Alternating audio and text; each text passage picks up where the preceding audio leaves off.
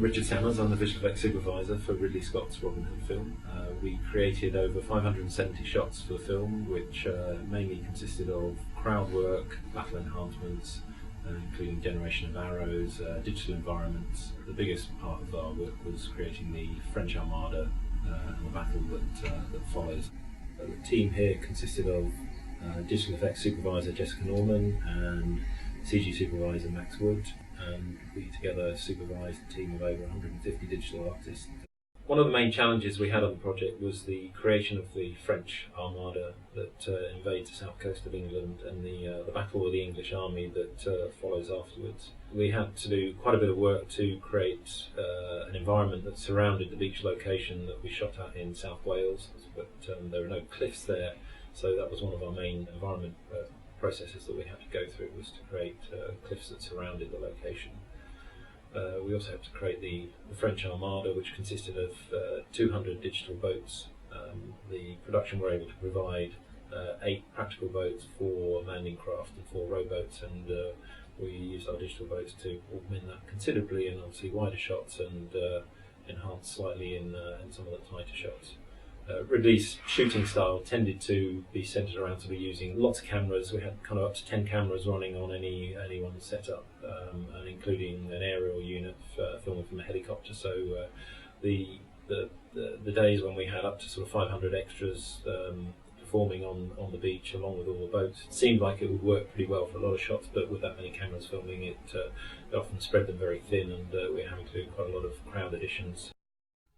I'm Max Wood, I was CG supervisor on Robin Hood.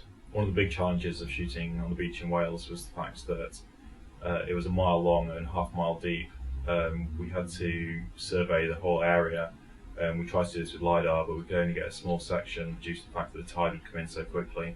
So we LiDAR'd the section around sand dunes and roughly about 20 to 30 feet into the beach as well. We then used survey data from a total station to get tracking points all the way along the beach, which we then made into a model to cover the whole beach all the way down to the waterline. MPC has its own motion capture library, which we used extensively through the show, but we also needed to do a 2-day capture to get any actions we didn't already have. These were specific to the show, for example, rowing from a landing craft and from a rowboat.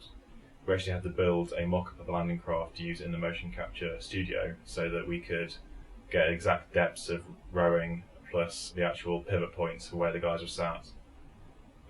We also needed to capture guys jumping out of the landing craft, so we built the end of the landing craft, which the guys would run along and jump off onto the crash mats to act as the water.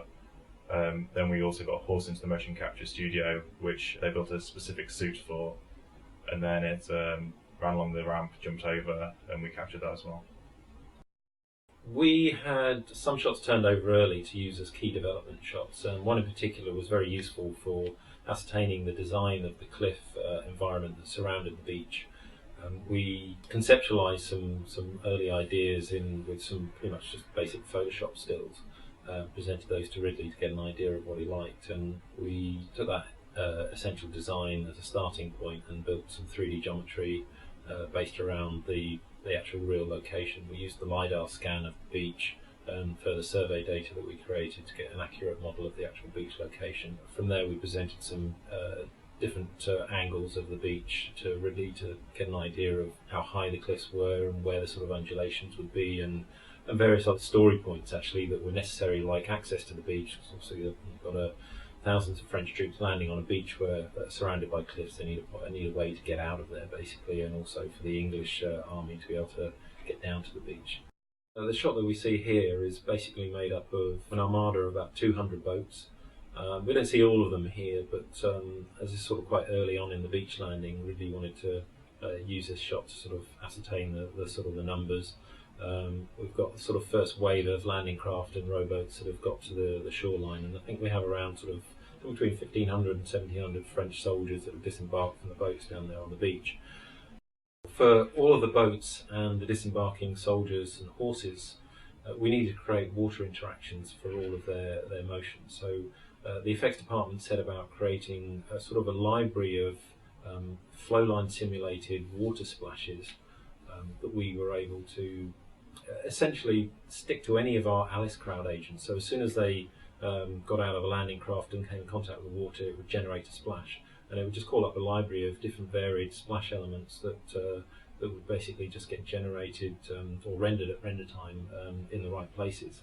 We had about 200 shots which featured digital arrows, and for the most part we were able to handle these with our compositing team, mostly using Shake and some of those in Nuke. The animation requirements for an arrow were reasonably simple and quite specific, and one of my compositing leads wrote a really great Shake macro that allowed the rest of the compositing team to pick up an arrow shot pretty quickly and get the basics of the animation working really well. What it allowed the artist to do was purely to place or track the end position of an arrow and give a timing of where it needed to hit, and the actual macro would actually work out the timings and trajectory to get the arrow into that position at the right time. Conversely, we could do the same thing going the other way. We could specify where an arrow was being fired from, and it would create the correct trajectory and impact necessary. There are also additional controls for oscillating the arrow on impact depending on what type of surface it would hit. So if it landed in sand, it would generally have very little oscillation. If it went into a shield, it would wobble around a bit. So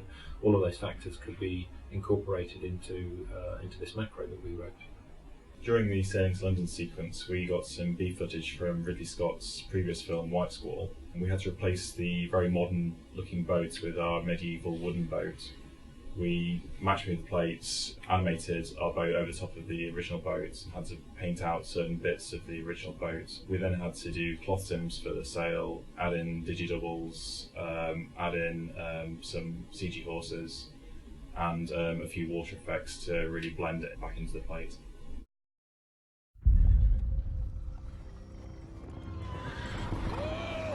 Whoa!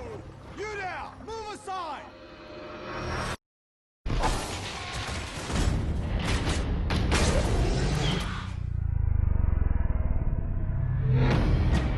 I see trouble coming. The Crusader has returned.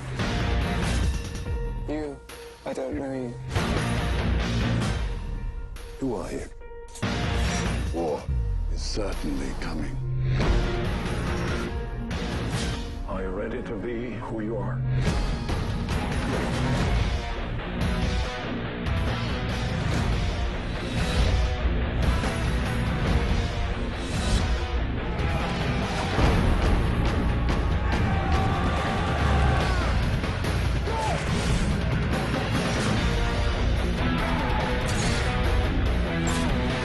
I declare him an outlaw!